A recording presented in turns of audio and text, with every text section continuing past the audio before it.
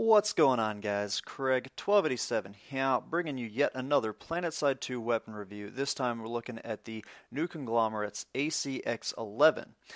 This is one of the carbines, so this is available for the engineer and the light assault classes. And if you get it for either, then you have it for both. That applies for all the attachments that you get on them. So if you don't have many certs or station cash, you're looking to save some money, get something that you're going to get the good bang for your buck, the carbines are a great option because they apply to the two different classes. And the classes are very, very different in terms of what they want to do. So it's a good weapon to get early on, especially given its certification cost as well as station cash cost. It only costs 250 certification points or 500 station cash, or $5. So if you're just starting out and you do want to try to spend some money or certs to actually get a new weapon, this is a good place to start. Because of that cost, I kind of approached this weapon with the idea that that's what it is for. It's for people that only have a few certs and would actually purchase a weapon via the cert cost, which most cost 1,000, so this one being 250, it's a great starter weapon. I approached it with that idea, or those that are only wanting to spend $5 on a weapon rather than the 7. And it's actually, it can be a good starter weapon, but it has a lot of qualities to it that make it not so good for being a starter weapon. As you've already seen, I've got some of the stats popping up. If you need to look at those closer, just pause the video, but I will also be including a link to a little page that breaks these down as well as all the other weapons in the game.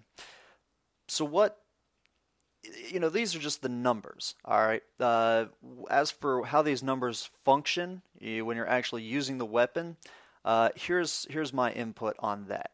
This weapon is great for medium range. You'll see a lot of medium range kills in this, and pay attention to how many rounds I have left in the magazine, because this is only a 20 round magazine weapon. Most other NC weapons are going to be 30, and if you're looking at comparing it to TR, you're going to have 40 rounds. So this thing, you're not going to be going on some crazy kill sprees, but you'll be taking guys out medium range effectively. Close range, it does 200 damage per bullet. So again, you'll be able to take those guys out. But that's if you catch them off guard. This weapon, it shoots fairly slow. At some point, the stats will come up on that, but it has a rate of fire of 500 rounds per minute. Now, the default gun, the Mercenary, only has a fire rate of 600, so it's not the biggest difference, but in compared to VS and TR weapons, as well as the GD7F, which has an 845 round per minute fire rate, this is pretty darn slow.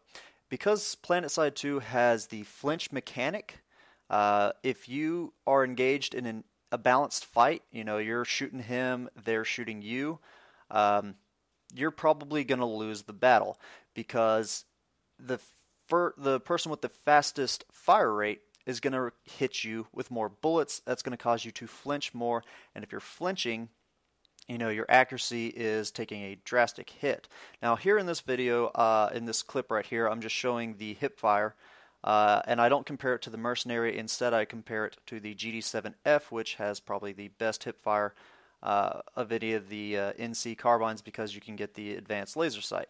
And I also compare it to the pistol. So this is just to give you a little visual aid of what you're going to look like with the laser sight on this gun. After doing this, it really doesn't seem like it makes too much of a difference.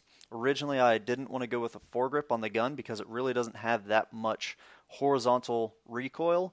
But after looking at the ways in which the laser sight affects its hip fire, I'm thinking about actually going with the foregrip, because this gun, the AC-X11, it really does suck. Let's just be honest, it kind of sucks in terms of hip fire. It's not that fast, and its cone of fire is pretty darn large, and the bloom that it grows per shot is also pretty extreme compared to some of the other carbines for the NC.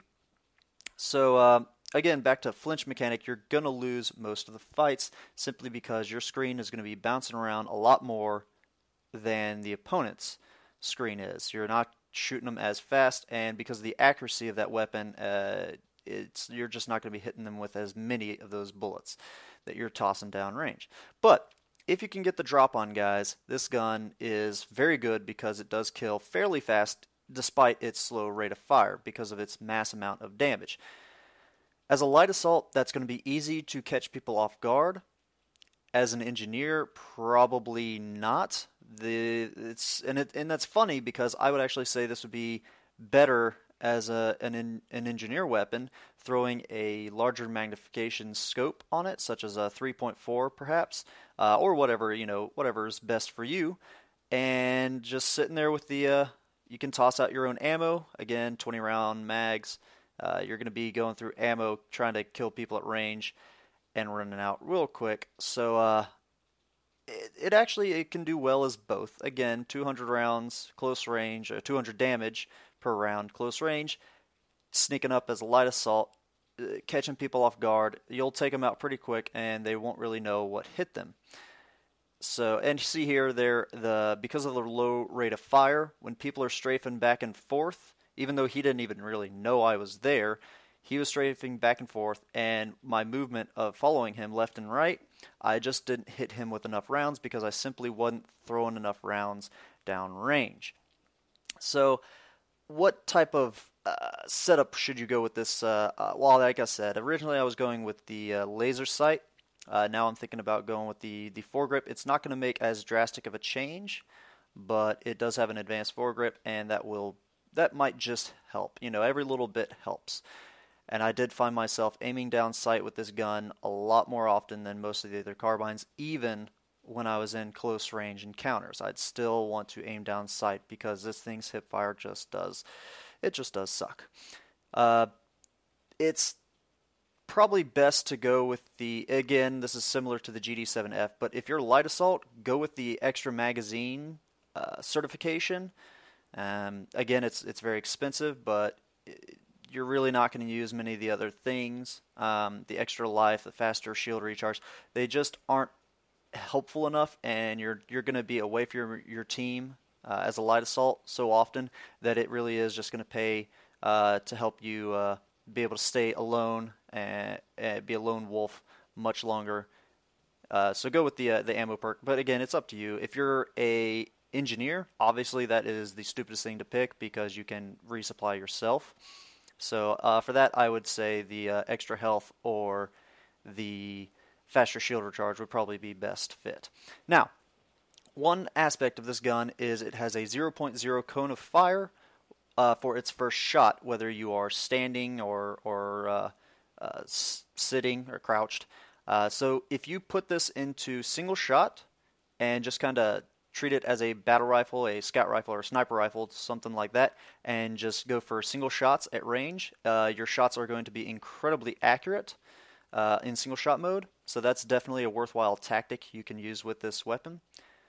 But overall, I'd say it's a good start. Again, it is a very cheap weapon, so try it out if you have the station cash or the certification points to get it. And I hope I gave you guys a good mix of close, medium, and far range use with this weapon. And I hope you guys enjoyed the gameplay. Have a good one. Ta-ta.